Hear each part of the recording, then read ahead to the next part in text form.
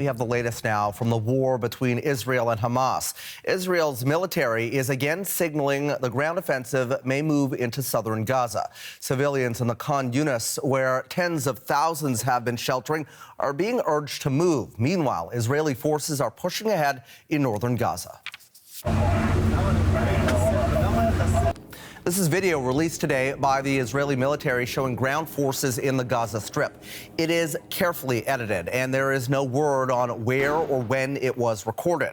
Israel's military says the ground offensive is expanding, and civilians inside Gaza's largest refugee camp are also being told to leave. And there is also reporting that Israeli troops are advancing on another hospital in northern Gaza. Sarah Coates has the latest on that. We're hearing about heavy fighting right around the Indonesian Hospital, which is also in the northern part of the Gaza Strip.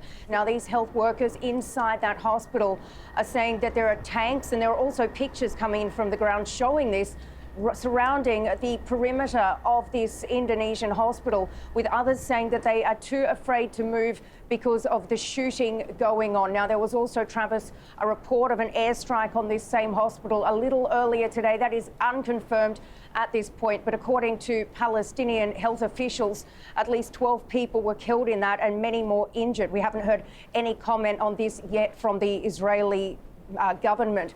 Now, further down south in Khan Yunis, which is in the south of the Strip, leaflets continue to be dropped on homes there, warning these people to evacuate to a safe place amid concern that there may be a widening of this military operation in the Gaza Strip. But look, the real concern is, where are these people going to go? I'm sure you can see this wild weather behind me. That is also happening down in the Gaza Strip, with many people having literally nowhere to shelter. And Sarah, I understand that there's more reporting this morning on a possible pause in the fighting as part of a deal to release hostages held by Hamas. Tell us the latest there.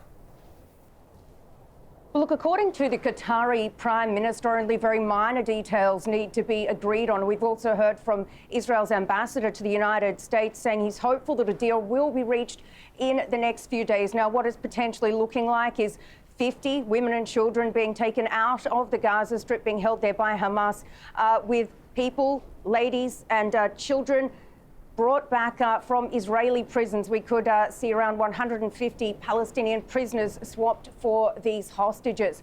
Now, it could also include a 3 to 5 day pause in fighting, as well as more humanitarian aid into the Gaza Strip. And look, these families of these people that are being held inside the Gaza Strip have been extremely vocal. They're extremely angry and extremely worried about their loved ones. Just given this continued military operation inside the Strip, they are worried that these airstrikes on the Strip will actually cause the death of their loved ones rather than these Hamas fighters. So certainly a lot of pressure on the Benjamin Netanyahu government to get these people out as soon as possible.